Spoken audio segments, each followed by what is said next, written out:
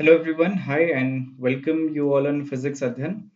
तो हम लोग कर रहे थे स्टैटिस्टिकल मैकेनिक्स में प्रॉब्लम सेशन। तो ऑलरेडी हम लोगों ने 2 सेशंस कर लिए हैं। This is our third problem session.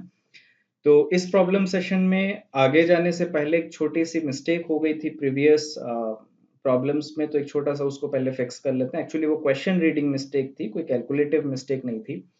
तो यहाँ से आपको एक चीज ये भी सीखनी चाहिए कि जब चीजें हम लोगों के ऐसे लगने लगती है कि ये चीजें ओबियस हैं, थोड़ा आसान है, जो चीजें तुमने कर रखी होती हैं उसमें गलतियां होने के चांसेस बहुत ज्यादा होता है। तो फॉर एग्जाम्पल हम लोगों ने ये क्वेश्चन किया था, तो क्वेश्चन मैं रीड आउट कर देता हूँ।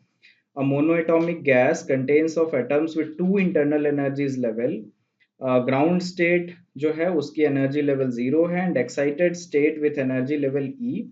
The specific heat of the gas is given by. ठीक है, ये क्वेश्चन था, बहुत सिंपल क्वेश्चन है। हम लोगों ने कैलकुलेट किया, जो स्पेसिफिक हीट सीवी है वो मेरा आ रहा था E square E raise to power E by K T divided by K T square 1 + E raise to power E by K T का होल स्क्वायर। ठीक है, ये हम लोगों ने टू लेवल सिस्टम में स्पेसिफिक हीट कैलकुलेट किया था और ये हमारी ये आई थी।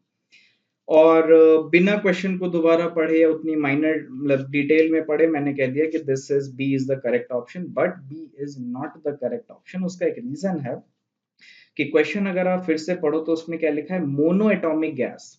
एक गैस का डिस्क्रिप्शन दे रखा है कि वो जो गैस है this is an mono atomic gas. तो हमें ये पता है कि जो मोनो एटॉमिक गैस है उसकी जो पर डिग्रीज ऑफ फ्रीडम कितनी है, 3। तो टोटल जो उसकी इंटरनल एनर्जी हो जाएगी वो कितना हो जाएगा, 3/2 kT। अगर तुम इसकी स्पेसिफिक हीट निकालोगे, ये क्लासिकल रिजल्ट है, क्लासिकल रिजल्ट। अगर तुम इसकी स्पेसिफिक हीट निकालोगे तो वो आ जाएगा 3/2 K। यानी कि जो गैस का जो डिस्क्रिप्शन है, जो क्लासिकल गैस है, उसकी स्पेसिफिक हीट 3/2 K है। प्लस उसमें जो जो क्वांटम फेनोमेनाज और जो क्वांटम मैकेनिक्स से यानी कि एनर्जी डिस्क्रिटाइजेशन से जो मेरे पास जो करेक्शन आया वो ये है। So this is your quantum correction, quantum correction. और ये आपकी जो है this is your classical result, classical result. तो जो ओवरऑल जो फाइनल रिजल्ट होना चाहिए that should be specific heat this plus this. अगर सिर्फ क्वांटम करेक्शन पूछता तो ये ऑप्शन सही था, क्योंकि ऐसा कुछ भी नहीं है कि टोटल स्पेसिफिक हीट यानी कि the specific heat of the gas पूछी है। तो इट शुड बी दिस, क्योंकि क्वांटम मैकेनिकली सिस्टम में दो एनर्जी लेवल्स है, ये इंफॉर्मेशन हमें गिवन है, इसलिए we need to find out what is the quantum correction to this particular thing. अब आप ये देखो यहाँ पे ये जो ऑप्शन है और ये भी आपका दोनों सेम है। तो अगर आपने कैलकुलेशन में कहीं प्लस माइनस की मिस्टेक कर दी है तो आप गलती से ये भी ऑप्शन आ सकता है। तो मेक श्योर कि आप अपनी जो कैलकुलेशंस है वो ठीक से करें। Okay, so this was something which I wanted to tell कि अगर आप क्वेश्चंस अच्छे से नहीं पढ़ पा रहे हो तो इस तरीके की छोटी गलतियां मिस्टेक्स होना कॉमन है। Now let's move on to today's discussion which is this, कि सबसे पहले हम लोग एक क्वेश्चन सॉल्व करेंगे। सो क्वेश्चन बहुत ही सिंपल है, let's first read it. A particle in a thermal equilibrium has only 3 possible state। अभी तक हमने 2 लेवल सिस्टम किया, यहाँ पे 3 लेवल सिस्टम है। तीन पॉसिबल एनर्जी स्टेट्स हैं जो कि है माइनस एप्सिलॉन, जीरो और एप्सिलॉन, या माइनस ई, जीरो और E, whatever you call. If the system is maintained at the temperature T, which is much greater than epsilon by Kb, then the average energy of the particle can be approximated to। Okay, तो system की average energy क्या होगी इस particular limit में, ये हमें बताना है। So let's solve this question. सबसे पहले क्या निकालेंगे, पार्टीशन फंक्शन, क्योंकि अगर वो हमें निकल गया फिर हम एवरेज एनर्जी आसानी से निकाल सकते हैं। तो लेट्स सपोज मेरे पास एक 3 लेवल सिस्टम है। लेट्स से ये एनर्जी जीरो, ये एनर्जी माइनस एप्सिलॉन और ये एनर्जी प्लस एप्सिलॉन। ओके, तो सबसे पहले सिस्टम का पार्टीशन फंक्शन लिखते हैं, summation over I G I E raise to power minus beta E I, जहाँ पे ये जी आई क्या था, दिस वाज माय डीजेनरेसी, और ये मेरा वो एनर्जी लेवल में ई ith एनर्जी लेवल की एनर्जी कितनी है। सारे ही कोई भी डिजेनरेसी नहीं दी है, तो ये कितना हो जाएगा, e raise to power 0 plus e raise to power minus beta epsilon plus e raise to power beta epsilon. Okay, तो ये कितना आ गया, 1 plus e raise to power minus beta epsilon plus e raise to power beta epsilon. इसको आप इस तरीके से भी लिख सकते हो, 1 plus 2 cos hyperbolic beta epsilon, जहां पे बीटा मेरा 1 बाई के बी टी है। ग्रेट। तो आपका पार्टीशन फंक्शन निकल आया। You can now calculate what is the average energy of the system. तो एवरेज एनर्जी क्या होती है, minus del by del beta of log of Z. Okay, तो चाहे आप इस फॉर्म का यूज कर लो, चाहे आप इस फॉर्म का यूज कर लो, दोनों ही करेक्ट ऑप्शन आएगा। बट क्योंकि हमें बाद में ये अप्रोक्सीमेशन करनी है, तो हमें देखो, क्वेश्चन को आपको एक बार पढ़ लेना चाहिए, बाद में हमें इस पर्टिकुलर लिमिट में जाना है, तो मे बी कॉस हाइपरबोलिक और साइन हाइपरबोलिक फंक्शन से आप उतना ज्यादा फेमिलियर ना हो, इसलिए मैं इस वाले टर्म्स को ही एज यूजुअल जो आया है उसी से करेंगे। ओके, तो ये कितना आ जाएगा, minus del by del beta log of 1 plus e raise to power minus beta epsilon plus e raise to power beta epsilon. अब इसको अगर आप डेरिवेटिव करोगे तो एक डिनोमिनेटर में ये यहाँ पे आ जाएगा plus e raise to power minus beta epsilon, और बीटा के टर्म्स में आपको डिफरेंशिएट करना है अब इस वाले पूरे फंक्शन को। तो ये कितना आ जाएगा, एप्सिलन टर्म तो मेरा बाहर आ जाएगा, और एक आ जाएगा minus e raise to power minus beta epsilon जब हम इसको डिफरेंशिएट करेंगे, और मेरे पास आ जाएगा plus e raise to power beta epsilon जब हम नेक्स्ट वाले टर्म को डिफरेंशिएट करेंगे, और मेरी ये एनर्जी एप्सिलन जो है वो बाहर आ जाएगी।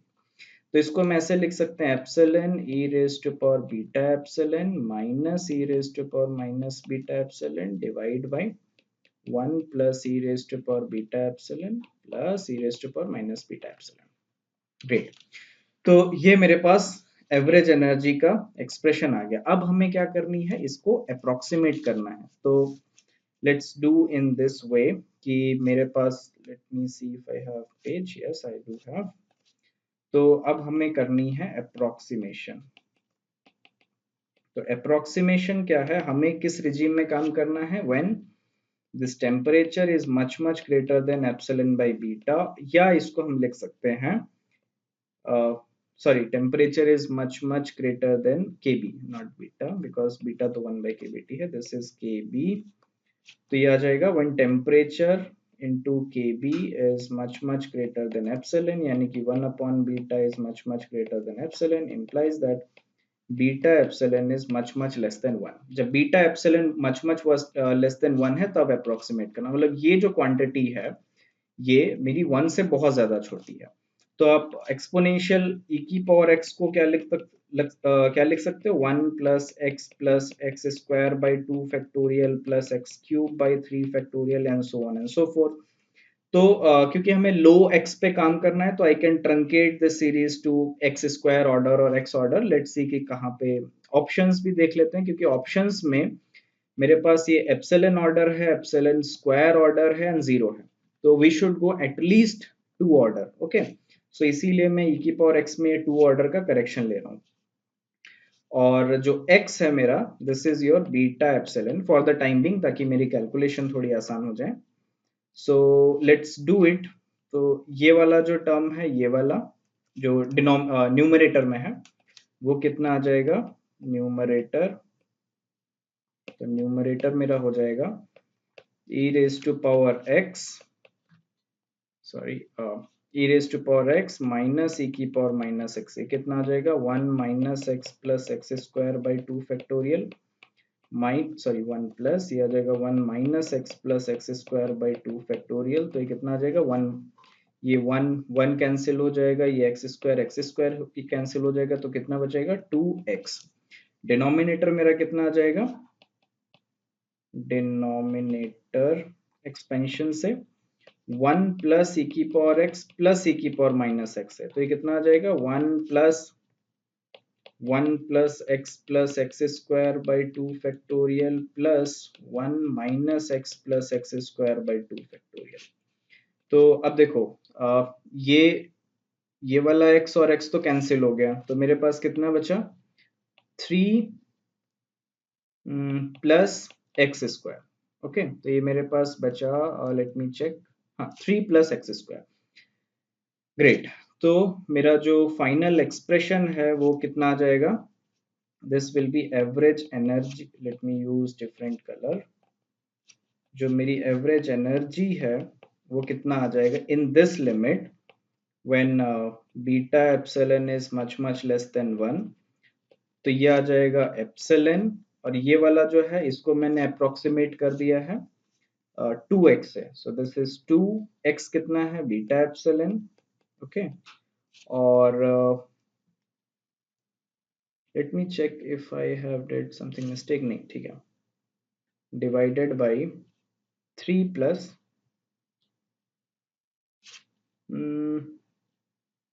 let me check if I have did some mistake, e raised to power b, sorry यहाँ पे एक माइनस साइन मिसिंग है यहाँ पे, राइट? यहाँ पे ये माइनस साइन आएगा क्योंकि e raised to power beta epsilon ये है, ये वाला टर्म यहाँ पे, तो ये negative sign as it is आएगा यहाँ पे। तो बस एक नेगेटिव साइन मिसिंग था इस, तो यहाँ पे एक minus epsilon 2 epsilon divided by 3 plus beta epsilon का होल स्क्वायर।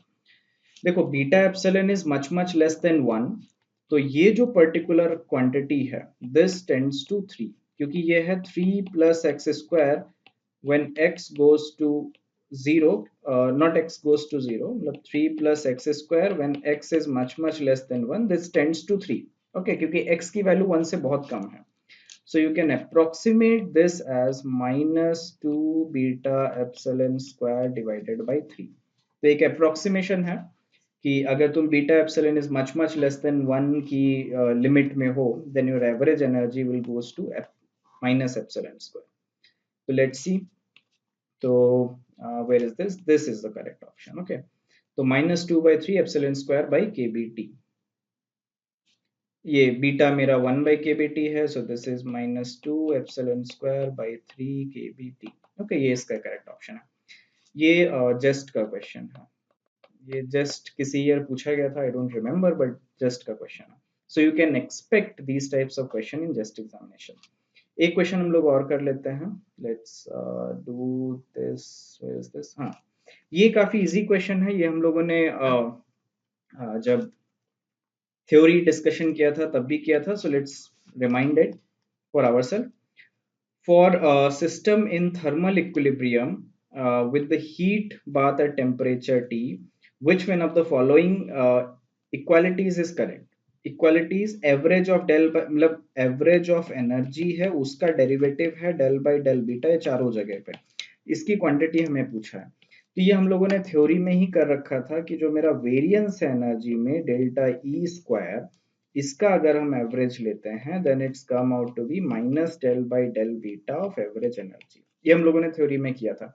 अब हमें बस ये क्वेश्चन करना है कि ये जो क्वांटिटी है डेल्टा ई स्क्वायर, ये किसके बराबर होती है? दिस इज वेरिएंस, क्या होता है? एवरेज, ये ई स्क्वायर का एवरेज माइनस एनर्जी का एवरेज का स्क्वायर। ओके, तो क्योंकि यहाँ पे मुझसे ये क्वांटिटी पूछी गई है, so this would be del by del beta of average energy, कितना आ जाएगा? एवरेज एनर्जी का स्क्वायर माइनस ई स्क्वायर का एवरेज। तो ये जो ऑप्शन ए है जहाँ पे एवरेज एनर्जी का स्क्वायर माइनस ये ई स्क्वायर का एवरेज, ओके, तो ये जो ऑप्शन है दिस इज करेक्ट। बाकी ये प्लस वाला गलत है, ये गलत है, इसमें और इसमें तो ये पावर गलत है। ओके, सो ये ऑप्शन ए जो है this is an correct option. तो ये तो छोटे छोटे क्वेश्चंस थे जो जस्ट में 1 नंबर में 3 मार्क्स में इस तरीके से पूछ लेते हैं, but you should always be prepare to answer these types of questions. Now let's move on to different thing, जहाँ पे हम एक स्टैंडर्ड प्रॉब्लम सॉल्व करेंगे जो कि कई जिसके बेसिस पे आप कई डिफरेंट प्रॉब्लम्स को सॉल्व कर सकते हो, या कई डिफरेंट प्रॉब्लम्स की एक एनालिसिस, एक इमेज निकाल सकते हो, और कुछ ये जो प्रॉब्लम, नेक्स्ट जो प्रॉब्लम है वो उसके रिजल्ट्स आपको नोन है। Okay, so you will find कि स्टैटिस्टिकल मैकेनिक्स का यूज करके भी हम लोग वो सारे रिजल्ट्स पा सकते हैं। Okay, so let's do a problem which is to solve an ideal gas equation या ideal gas system। Okay, so now let's solve this particular system, which is ideal gas system. तो ideal gas system में क्या है? I have a container, उसमें some n particles हैं या n number of molecules हैं gas के. Now I have to find out what is the average energy of the system, what is the average specific heat of the system, what is chemical potential, system की entropy कितनी होगी, ये सारी चीजें आपको calculate करनी है. What is the free energy of the system, ये सारी thermodynamic जो quantities हैं वो आप statistical mechanics के tools का use करके calculate कर सकते हो. Okay. सो पार्टिकल में हमने कोई भी एक्सटर्नल पोटेंशियल कुछ भी कंसिडर नहीं किया है, ग्रेविटी या इलेक्ट्रिक फील्ड कुछ भी कंसिडर नहीं किया. पार्टिकल्स के पास सिर्फ उसकी काइनेटिक एनर्जी है. तो पार्टिकल का जो हैमिल्टोनियन है या एनर्जी है, मतलब इस पर्टिकुलर केस में जो टोटल एनर्जी है सिस्टम की, वो क्या है? उसकी काइनेटिक एनर्जी. तो काइनेटिक एनर्जी क्या होगी? P square by two m, जहां पे पी उस सिस्टम का, उस पर्टिकुलर पार्टिकल का मोमेंटम है. तो ये जो हैमिल्टोनियन है या ये जो एनर्जी है वो एक पार्टिकल की है. लेट सपोज मेरे पास n पार्टिकल्स हैं, तो टोटल एनर्जी सिस्टम की क्या हो जाएगी? सभी पार्टिकल्स की काइनेटिक एनर्जी का हम लोग सम कर देंगे. I is equal to 1 to n, मतलब p1 square by two m, p2 square by two m, p3 square by two m, ऐसे ऐसे करके n पार्टिकल्स की टोटल एनर्जी को हम ऐड कर लेंगे. तो ये हो गया मेरे पास हैमिल्टोनियन सिस्टम का. अब हमें क्या करना है? सबसे पहला काम आपको कैलकुलेट करना है पार्टीशन फंक्शन. तो लेट्स कैलकुलेट पार्टीशन फंक्शन. तो पार्टीशन फंक्शन z क्या है? Sum over all configurations e raise to power minus beta h. अगर ये आप ध्यान दो, so this is your canonical partition function. Canonical partition function, great. तो यहाँ पे सिस्टम तो कंटिन्यूअस है, क्योंकि जो मोमेंटम है पार्टिकल का वो जीरो भी हो सकता है, किसी पार्टिकल का टू भी हो सकता है, इन सम यूनिट्स, 0, 2, 4, 10, 16, 20, 100, 1000 कुछ भी हो सकता है. यानी कि जो मोमेंटम की जो रेंज है वो जीरो से इंफिनिटी तक वो मोमेंटम ले सकता है. अगर हम उसके मैग्नीट्यूड की बात करें तो वो जीरो से इंफिनिटी तक ले सकता है. So it's a continuous system. तो कंटिन्यूअस सिस्टम में आप इस तरीके का डिस्क्रीट समेशन नहीं कर सकते. So we also have an integral form of this partition function. वो integral form क्या था? That was 1 upon h की power 3n. 3 dimension में है. Let me also say this कि ये जो गैस हम लोग solve कर रहे हैं, this is in 3D system. Okay. तो 3 डायमेंशनल सिस्टम में 1 अपॉन एच की पावर 3n क्या है? फेज स्पेस क्वांटाइजेशन जो था, वो 1 बाई एच की पावर 3n, जो प्रॉब्लम हमने इसके जस्ट प्रीवियस वाले प्रॉब्लम सेशन में किया था, वहां पे इसका क्वेश्चन भी किया था कि ये कैसे आया. फिर उसके बाद क्योंकि मेरे पास n पार्टिकल्स है, आप गैस में, एक गैस के मॉलिक्यूल में ये नहीं बता सकते ये पहला गैस पार्टिकल है, ये दूसरा गैस पार्टिकल. अगर उन्होंने अपनी पोजीशन इंटरचेंज कर ली तभी तुमको लगेगा कि कुछ भी नहीं हुआ है सिस्टम में. Okay. So system remains invariant under this transformation की ये 1 है, ये 2 है, अगर तुम इसको चेंज कर दोगे तो 1 2 will remain the same.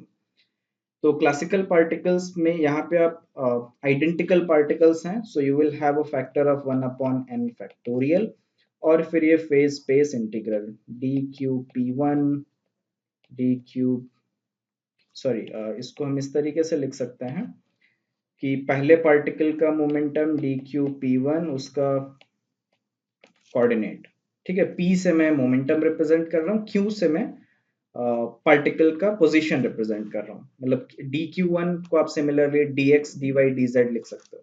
For example यहाँ पे जो डी क्यूब पी वन है इसको आप लिख सकते हो d cube P, sorry, d p x d p y d p z first particle का.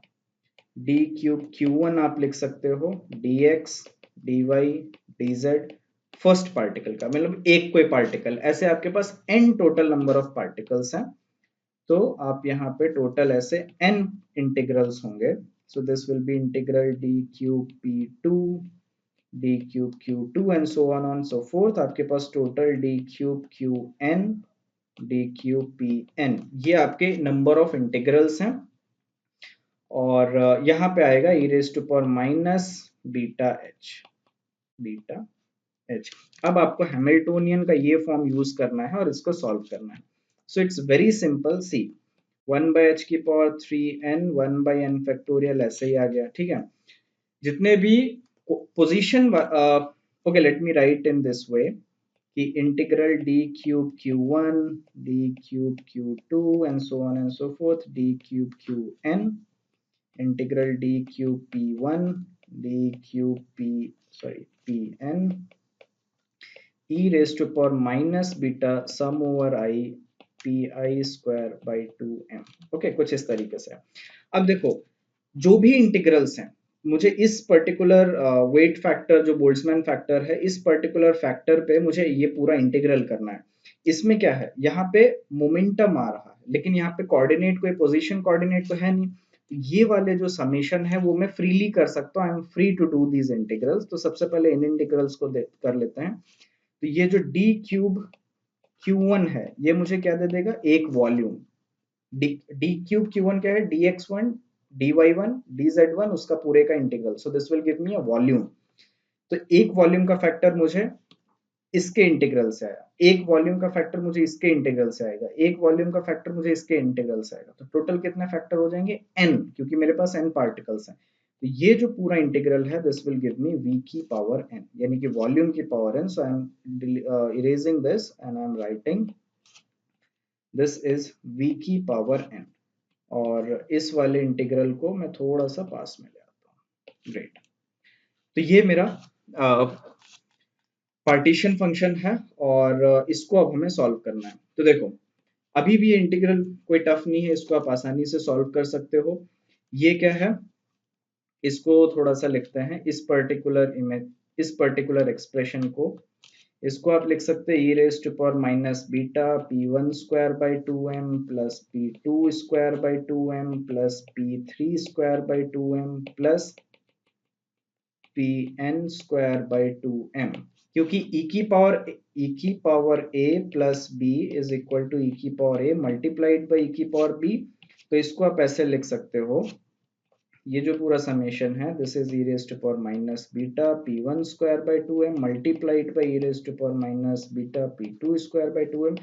और ऐसे कई फैक्टर्स हैं, e raise to power minus beta p n square by two m. Okay, अब देखो ये वाला जो इंटीग्रल है वो इस डी क्यू पी वन के साथ आएगा। क्यों, क्योंकि कोई यहाँ पे मेरे पास इंटीग्रल में कोई ऐसा टर्म नहीं है minus beta p one p two by two m, कोई ऐसे क्रॉस टर्म या इंटरैक्टिंग सिस्टम नहीं है, इसलिए मेरे पास क्रॉस टर्म नहीं। अगर क्रॉस टर्म होते तो मैं ये इंटीग्रल काफी कॉम्प्लिकेटेड होता, क्योंकि पहले मोमेंटम का पार्टिकल इज इंडिपेंडेंट कि दूसरे मोमेंटम का पार्टिकल क्या है। इसलिए ये जो इंटीग्रल है, ये जो पूरा इंटीग्रल है, इसको हम अलग अलग कर सकते हैं। इसको हम इसके साथ इंटीग्रेट कर सकते हैं, इसको हम यहाँ पे डी क्यू पी टू के साथ इंटीग्रेट कर सकते हैं, इसको हम nth वाले टर्म के साथ इंटीग्रेट कर सकते हैं। तो टोटल जो हो जाएगा वो क्या बनेगा, लेट्स सी। टोटल जो हो जाएगा वही कुछ इस तरीके से आ जाएगा, वन की h की power three n one by n factorial v की power n integral d q p one e raise to power minus beta p one square by two m. ये एक इंटीग्रल हो गया। Integral d q p two e raise to power minus beta p two square by two m, ये दूसरा integral हो गया। ऐसे n integrals होंगे, d q p n e raise to power minus beta p n square by two m. तो इस तरीके से आपके पास टोटल n इंटीग्रल्स होंगे। अब देखो जो इंटीग्रल नंबर है, यानी कि P1 है, P2 है या Pn है, ये तो डमी वेरिएबल है। तो इट मींस कि जो इंटीग्रल की वैल्यू इससे आएगी वही इंटीग्रल की वैल्यू इससे भी आएगी, वही इंटीग्रल की वैल्यू इससे भी आएगी। तो सारे इंटीग्रल्स की जो वैल्यू है वो सेम आ जाएगी, h की power three n one by n factorial v की पावर n। इसको आप लिख सकते हो integral d q p e raise to power minus beta p square by two m, और ऐसे n कंट्रीब्यूशन आएंगे। तो पावर हमने n कर दिया। ये सिंपल चीज आप यहां से भी देख सकते थे कि वो जो सम एक्सपोनेंशियल की पावर समेशन है वो जब बाहर आएगा तो that will come as product of exponentials. क्योंकि e की पावर a प्लस b जो है दैट इज e की power a multiplied by e की पावर b। तो इसको आप लिख सकते हो प्रोडक्ट ऑफ e की पावर a या प्रोडक्ट ऑफ e की पावर ए आई, यानी कि a एंड b। ओके, तो इस तरीके से आप लिख सकते हो। अब ये जो इंटीग्रल है, this is a very standard Gaussian integral. तो ये क्या है, इसको हम सॉल्व कर सकते हैं। डी क्यू पी को आप so change into polar, change into 3D coordinates, 3D coordinates मतलब स्फेरिकल पोलर कोऑर्डिनेट्स में चेंज कर लो तो डी क्यू पी जो हो जाएगा this will be your r square, या इसको आप सिंपली ऐसे कर सकते हो कि डी क्यू पी में मेरा जो वेरिएबल है वो सिर्फ पी वेरिएबल है, यानी कि वो 2 पाई और थीटा रोटेशंस मुझे ऐसे ही लेनी है, so this will be 4 pi p square d p. तो यहाँ पे क्या आ जाएगा 1 बाई एच की power 3n 1 by n factorial v की power n, this will be 4 pi integration of p square dp e raised to power minus beta p square by 2m ऐसे n factorials और ये 0 to infinity. अब ये जो exponential, अब मैं यहाँ पे कुछ स्टेप स्किप कर रहा हूँ, ये जो इंटीग्रल है 0 टू इंफिनिटी x की power n e raise to power minus ax square dx, इसकी वैल्यू आती है half gamma of n plus 1/2 divided by a की पावर n प्लस 1/2। ओके, और ये जो है this is your gamma function, gamma function. Okay, तो अब आप इस पर्टिकुलर इंटीग्रल को सॉल्व कर लो, क्योंकि e raise to power minus, देखो यहाँ पे मैं आपको बता देता हूँ p स्क्वायर है, तो यहाँ पे p को एज एन x आप ट्रीट करो तो स्क्वायर, ये 2n की वैल्यू कितनी आ जाएगी 2, a की वैल्यू कितनी आ जाएगी बीटा बाई 2m, तो बस एक सिंपल इंटीग्रल है, यहाँ पे सारी वैल्यू रख दो। At the end what you will get is this, कि जो पार्टीशन फंक्शन z है दिस इज योर v की power n divided by n factorial 2 pi m k b t divided by h square की power 3n by 2। Okay, so this is your partition function for classical non-interacting ideal gas। I know यहाँ पे मैं थोड़ा slow था, थोड़ी एक एक बीच वो जैसे एक्सपोनेंशियल वाला जो समेशन था वो एक एक स्टेप करके आगे आ रहा था। ये इंटीग्रल्स बहुत आसानी से कर जाते हैं आप, क्योंकि फर्स्ट टाइम ये कर रहे हो तुम लोग, तो इसीलिए मैं थोड़ा सा एक्सप्लेन कर रहा था कि ये इंटीग्रल कैसे टूटेंगे। नेक्स्ट टाइम जब हम लोग करेंगे so we will do in a more direct way. So this is this, ये मेरे पास पार्टीशन फंक्शन आ गया। अब आप इसका लॉग ले लो, इससे आप फ्री एनर्जी निकाल सकते हो, फ्री एनर्जी से आप सिस्टम की एंट्रोपी निकाल सकते हो, सिस्टम का प्रेशर निकाल सकते हो, सिस्टम की केमिकल पोटेंशियल निकाल सकते हो, और भी कई थर्मोडायनेमिक क्वांटिटीज आप यहाँ से कैलकुलेट कर सकते हो। So let's calculate few. So we have did this, partition function मेरे पास आ गया। So let's calculate the free energy of the system. So first let's calculate the free energy। तो सिस्टम की फ्री एनर्जी क्या होती है, फ्री एनर्जी इज माइनस के B t log of z. और जब हम लोग ये कैलकुलेशन कर रहे हैं ना, तो कैलकुलेशन करने में बीच बीच में कुछ प्रॉब्लम्स आएंगे जिनके सॉल्यूशंस में देता रहूंगा ऑलरेडी। मतलब ऑल्दो अगर आप कोई फॉर्मल कोर्स कर रहे हो स्टैटिस्टिकल मैकेनिक्स का किसी अच्छी जगह से, तो यहाँ पे सारी चीजें डिराइव कराई जाती हैं। ओके, तो मैं कुछ चीजें स्किप करूंगा क्योंकि वो चीजें डिराइव कराने के लिए मुझे कई और चीजें पढ़ानी पड़ेंगी, so that's not what we expect for this course, but yes मैं आपको बता दूंगा। so इसका हम लोग करते हैं, this is माइनस के बी टी। देखो log z का लेना है, तो इस फंक्शन का पूरे का log लेना है, तो this is log of this multiplied by this multiplied by this। तो एक log a into b क्या होता है, log a plus log b। log a divide by b क्या होता है, log a minus log b। so ये क्या आ जाएगा, this will be n log v minus log of n factorial plus 3n by 2 log of 2 pi m k b t by h square। ये कुछ इस तरीके का फंक्शन आ जाएगा। यहाँ पे जो इंटरेस्टिंग चीज है वो इसमें है, जहां पे log of n फैक्टोरियल है। ओके, क्योंकि n हम थर्मोडायनेमिक्स लिमिट्स में है, तो n मेरा ऑलरेडी बहुत लार्ज है, उसका फैक्टोरियल एंड देन उसका log।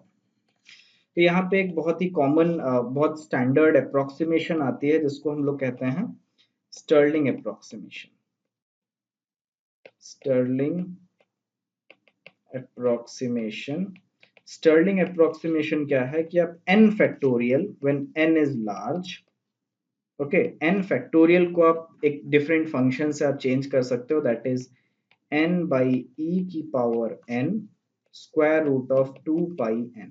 अगर n मेरा लार्ज है, उसका हम फैक्टोरियल ले रहे हैं, तो उसको आप इस पर्टिकुलर एक्सप्रेशन से चेंज कर सकते हो।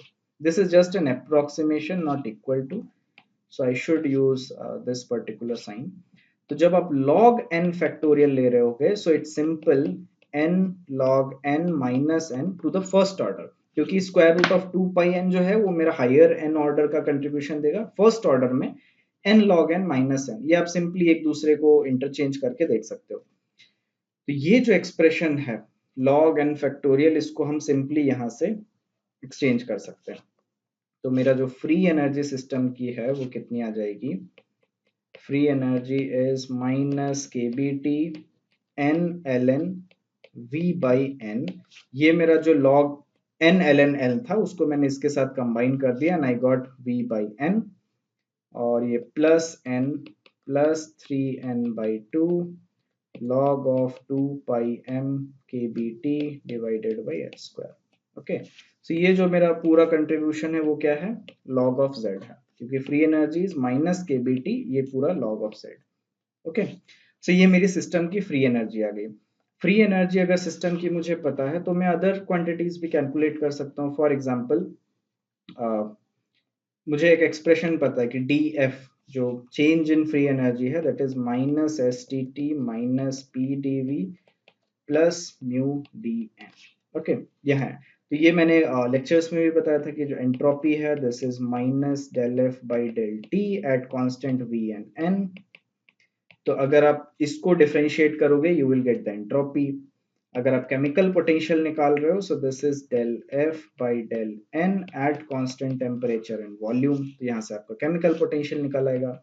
And this is your first homework to do some calculations and verify this, कि जब एंट्रोपी निकालोगे you will get K B N L N V by N plus 5n/2 plus 3n/2 log of 2 pi m kbt by h square. जब तक मैं calculation खुद करूंगा तब तक कोई भी इन लेक्चर्स का कोई भी फायदा नहीं है, अदरवाइज ये मेरी कैलकुलेशन हो जाएगी लेकिन तुम लोग कभी प्रैक्टिस नहीं करोगे। सो to make you to do something, I'm leaving this 2x things for you. This is log of v by n 2 pi m kbt by h square की पावर 3/2।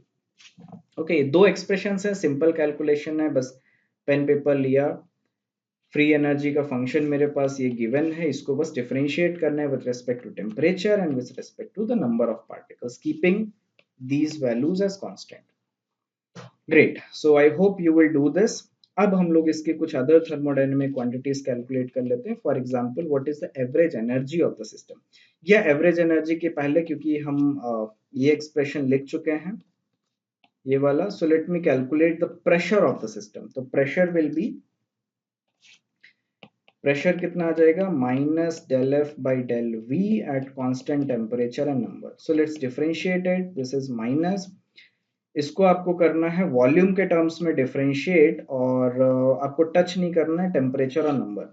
तो वॉल्यूम यहाँ पे तो कहीं है नहीं, तो वो तो ऑलरेडी जीरो हो जाएगा, यहाँ पे भी नहीं है, इसका डिफरेंशिएशन भी जीरो हो जाएगा, सिर्फ यहाँ पे है n log v minus n ln n, तो ये वाला टर्म का कंट्रीब्यूशन भी जीरो आ जाएगा, सिर्फ इसका डेरिवेटिव आएगा मेरे पास। तो कितना आ जाएगा, this will be minus of K B T del by del V of n ln v। Okay, ये मुझे डिफरेंशिएट करना है, तो कितना आ जाएगा, के B T n 1/v into 1। तो प्रेशर कितना आ गया, plus K B T N upon we.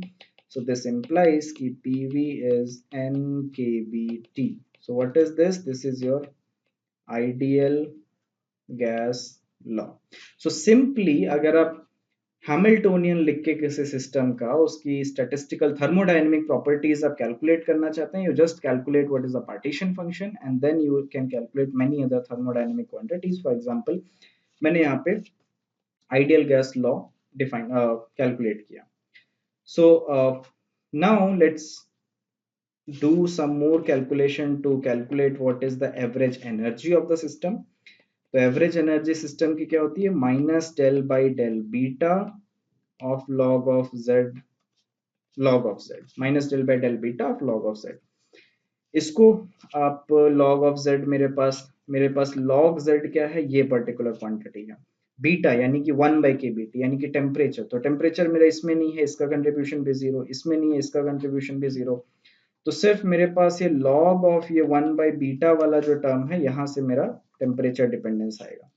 तो इसको आप डिफरेंशिएट करो and you will get 3n/2 into 1/बीटा, क्योंकि वो 3n/2 वाला कंट्रीब्यूशन आ रहा था, तो this will give you this. So average energy कितनी आ गई सिस्टम की, 3n/2 kBT. ओके, तो टोटल एनर्जी सिस्टम की कितनी आ जाएगी, 3/2n kBT. Great. So average energy per particle मेरे पास कितना आ जाएगा, 3/2 kBT. और ये हमें पता है कि अगर मैं क्लासिकल गैस ले रहा हूँ जिसके पर एटॉम पर पार्टिकल डिग्रीज ऑफ फ्रीडम 3 है, तो उसकी एवरेज एनर्जी 3/2 kBT होती है. राइट. तो ये कुछ basic ideas, let me see if I am missing something. ठीक है. सो ये कुछ बेसिक आइडियाज, कुछ बेसिक कैलकुलेशन थी. आइडियल गैस सबको पता है कि PV is equal to N K B T, average energy per particle is 3/2 kBT, total energy 3n/2 kBT, इस तरीके से सबको पता है. But by using this statistical mechanics technique, you will find it really useful when you solve many other problems. For example, अभी आगे आने हम लोग क्वांटम हार्मोनिक ऑसिलेटर्स करेंगे, क्लासिकल हार्मोनिक ऑसिलेटर्स करेंगे. तो ये जो कैलकुलेटिव पार्ट था, ये वाला, ये वहां पे इसकी फिर से जरूरत पड़ेगी. तो मेक श्योर कि ये वाला पार्ट जो है आप खुद से करो, एक बार और अच्छे से करो. नहीं समझ में आया तो क्यों मैंने वो ऐसे स्टेप्स लिए, क्यों मैं कह रहा हूं कि वहां पे P1 और P2, मतलब अगर मेरे पास इंटीग्रल में e raise to power minus beta P1 P2 इस तरीके का टर्म होता, अब ऐसे अभी नहीं है. अभी मेरे पास सिर्फ P1 square, P2 square, P3 square, Pn square ऐसे टर्म है. लेट सपोज कि मेरे पास ऐसा टर्म होता जिसमें P1 P2 होते, तो ये इंटीग्रल्स इतना आसान नहीं होता. Then we use many other approximations to solve this problem. But यहाँ पे इजी है, तो आप इसको सीखो, क्योंकि इसके बेसिस पे हम लोग अदर प्रॉब्लम्स भी करेंगे. क्लासिकल और क्वांटम हार्मोनिक ऑसिलेटर्स जो आएंगे वो बिना इस कैलकुलेशन को समझे हुए आप नहीं कर सकते. तो मेक श्योर कि आप 2 मिनट 5 मिनट फिर से दो इन कैलकुलेशंस पे, देखो कि मैंने किस तरीके से किया और कैसे ये इंटीग्रल्स होते हैं. And then we can discuss this in next videos. Okay, क्योंकि नेक्स्ट में हम लोग कुछ प्रॉब्लम्स करेंगे, उसके बाद फिर कुछ स्टैंडर्ड क्वेश्चंस करेंगे. Then you will need these calculations again. And believe me, just या TFR या CSR नेट या गेट में जो है उनकी कैलकुलेशंस इससे भी ज्यादा गंदी होगी, इससे भी ज्यादा लेंदी होगी.